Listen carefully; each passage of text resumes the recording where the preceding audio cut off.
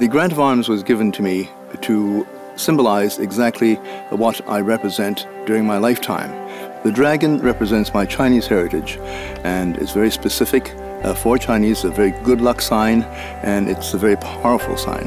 I was born in Hong Kong in 1935. We came over to Canada and we had a wonderful experience with everyone here who treated us extremely kindly. And I had a wonderful experience with schooling, shedding off my Chinese language and adopting English to the point where I've forgotten a lot of my Chinese. We see an open book. That is symbolic of a higher education. On either side of the book are two round white circles. Those represent photographic lenses.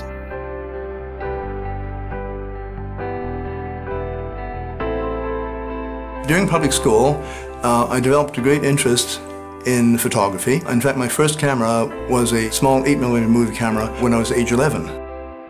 I went on to scale building, which is very articulate crafting of model airplanes, replicas of the real thing. And these took hundreds of hours to put together. The dragon is holding on to a staff, and the staff has a snake or serpent coiled around it. And this is a sign of Asclepius, which is a medical symbol.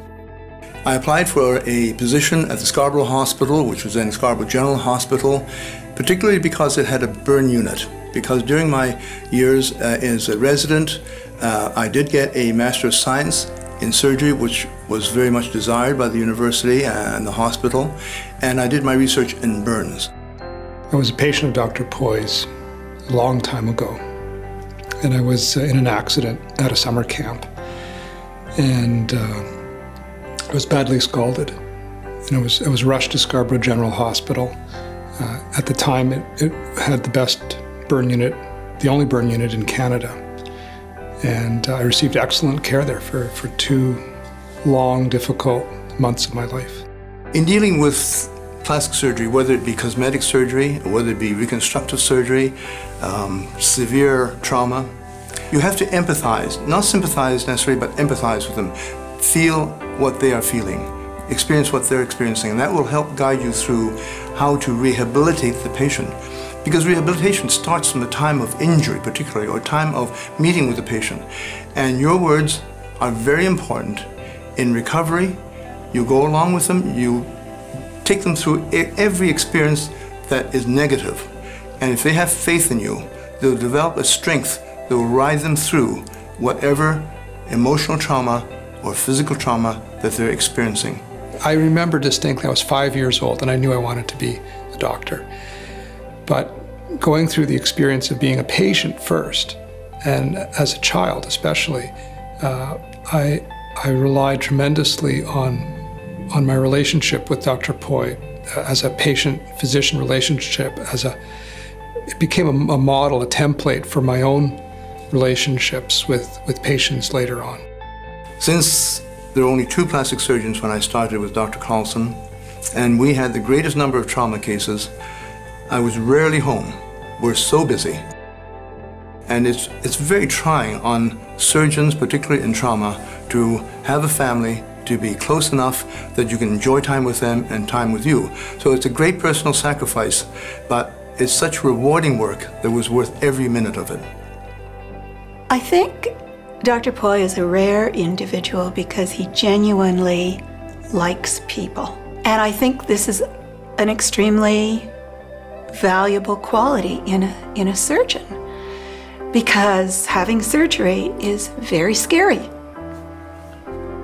You know, whether it's a minor procedure or a major one, it's your body, and that's the only body you have. And you're putting yourself in this person's hands. You have to trust them. The 2 medals hanging at the bottom of the crest represent my honors that were awarded to me.